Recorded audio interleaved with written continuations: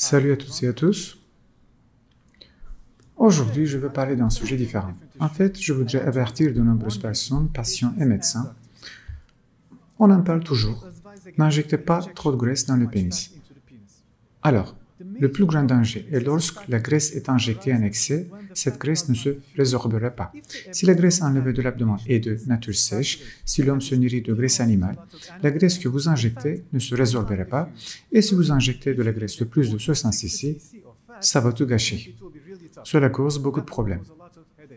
Alors, de quoi s'agit-il? Que se passe-t-il? La graisse ne se résorbe pas chez les patients à qui on injecte un excès de graisse. Si la graisse persiste, l'on finit par consulter un autre médecin. Il vient chez nous, par exemple. Nous avons accepté d'amincir le pénis d'un patient il y a quelques années, en fait. Parce que je pensais comme ceci. Nous pensions que nous allions faire une incision sur le gland à travers l'incision de prépuce, décoller la peau, enlever le tissu injecté pour amincir le pénis et de cette manière-là terminer l'opération. Nous avons amené le patient à la chirurgie. Nous avons coupé à travers l'incision de circoncision et dépouillé le pénis. Le tissu adipeux injecté par quelqu'un d'autre est apparu. Mais ce n'est plus du tissu adipeux, bien sûr, c'est transformé en fibrose. Le tissu est donc mort, il en reste un résidu solide. Aucun scalpel, aucun ciseau, aucun cutter n'a pu couper ce tissu. Nous ne pouvions pas couper le tissu avec quoi que ce soit pendant l'opération. Il était impossible de le couper. J'ai les meilleurs ciseaux de qualité, la meilleure marque au monde, mais même ces ciseaux ne fonctionnent pas. Puis, pendant la chirurgie, nous avons décidé ceci. Nous avons dit, enlevons complètement ce tissu.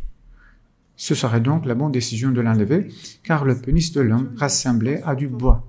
Il est donc impossible pour un homme d'avoir des relations sexuelles avec ce pénis. Ce n'est pas possible. Alors, retirons cela complètement. Et après une période, on fera des injections de graisse à un niveau raisonnable pour obtenir un résultat raisonnable. Et le patient sera également satisfait. Je vais vous dire ce qui s'est passé maintenant. Nous avons enlevé tout ce tissu pendant la chirurgie, mais la peau du pénis était tendue, étirée et élargie. Si vous injectez de la graisse de cette façon, la peau gonfle comme un ballon. Après avoir retiré ce tissu, nous avons remis la peau du pénis dessus. Savez-vous ce qui est arrivé à la peau? La peau a été considérablement étirée. Elle était 2 fois la longueur du pénis. Nous en avons enlevé l'excès de peau et nous avons réalisé des points de suture à partir de la ligne de circoncision. Mais bien sûr, le tissu restant est également très étiré de circonférence large. Nous avons fait un pansement très serré pour que la peau s'adapte, ainsi de suite. Ensuite, le patient a eu un hématome sous-cutané, c'est-à-dire que le sang et le liquide séreux se sont accumulés. Après, il a eu une infection. Le pénis s'est infecté. Nous avons traité ce patient pendant environ 2 ans. Il s'est rétabli. Le sérum s'est accumulé. Nous l'avons amené à la chirurgie pour le drainer. Entre-temps, nous avons dû faire de petites interventions. Enfin, assez de temps s'est écoulé. Nous sommes arrivés à l'injection de graisse. Nous avons fait une injection de graisse. Nous avons pensé le faire raisonnablement, mais comme la peau adhérait à la semelle, l'injection de graisse était très difficile. Après tout, le patient n'était pas satisfait, il n'était pas satisfait de l'opération. Il nous a demandé de laisser passer un peu plus de temps pour que le tissu se ramollisse un peu plus, puis il reviendrait pour une deuxième injection de graisse. Le patient était quelqu'un qui voyageait beaucoup, il nous a dit qu'il reviendrait, mais il n'est pas revenu. Nous n'avons donc pas encore pu faire la deuxième injection. Il y a d'autres patients qui viennent nous consulter aussi. Leur pénis ressemblait à une bûche de bois. C'est impossible pour un tel homme d'avoir des rapports sexuels. En plus, la graisse tenait bien. Alors, maintenant, nous refusons de traiter ces cas. Nous disons qu'on ne peut pas l'enlever. Regardez, si vous injectez plus que 66 de graisse, et si cette graisse persiste, si elle tient, et je ne parle pas de garder la graisse en vie, le tissu adipeux meurt et se transforme en tissu fibreux. Si le patient se nourrit de graisse animale, mange beaucoup de viande, s'il fait des barbecues avec de la graisse de queue de mouton, le corps ne pourra pas éliminer le tissu fibreux qui reste de cette graisse. Et si vous l'amenez en chirurgie avec l'idée qu'on peut facilement le découper et l'amincir comme ça, ce sera décevant, je le dis clairement. Alors, je vous préviens. Je préviens les patients, je préviens aussi les chirurgiens. Ne faites pas d'injection de graisse de plus de 60 cc, surtout si la graisse de l'abdomen est de bonne qualité. Sinon, vous le regretterez. Les patients le regretteront aussi, parce qu'il sera impossible de retirer cette graisse à l'avenir. J'ai donc dû aborder ce sujet séparément, parce que, comme je l'ai dit, les patients ayant subi un épaississement excessif ailleurs viennent nous consulter. Ils me posent des questions aussi par email. Cette vidéo y répondra. Dorénavant, je vais leur envoyer le lien de cette vidéo. C'est impossible d'amincir. Alors, laissez-moi avertir tout le monde à ce sujet. C'est la question la plus posée. Le mieux est de ne pas injecter de graisse en excès dès le départ. Ne confondez pas les choses. Si la graisse de l'abdomen est de mauvaise qualité, si elle est aqueuse par exemple, ce tissu a tendance à se résorber.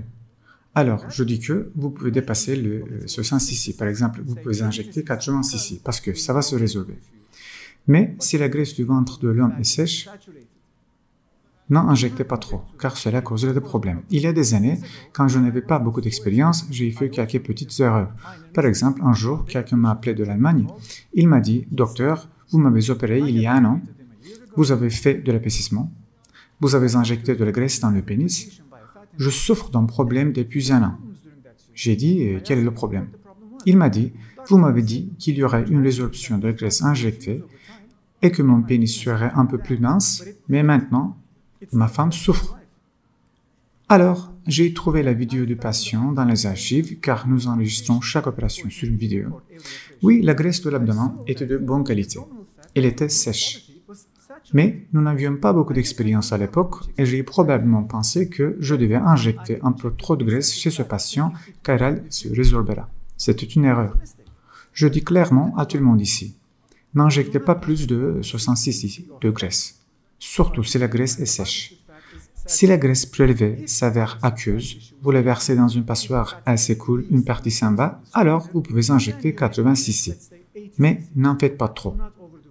Par exemple, un jour dans un hôpital, ils m'ont dit qu'un médecin avait fait un agrandissement du pénis ici. J'ai dit, c'est vrai. Ils ont dit que le patient était un arabe. Le médecin a injecté 110 cc de graisse. J'ai dit, eh bien, c'est dommage. Mais les patients arabes sont malheureusement comme ça. Écoutez, je ne suis pas raciste ou quoi que ce soit. Mais en général, tous les patients arabes que je vois, tous, sans exception, veulent que leur fasse 1 mètre, qui soit aussi long qu'une jambe. C'est ce qu'ils veulent. Mais que votre demande soit raisonnable. Même si nous pouvons faire quelque chose comme ça, à quoi ça servira? Le patient arabe le veut comme ça.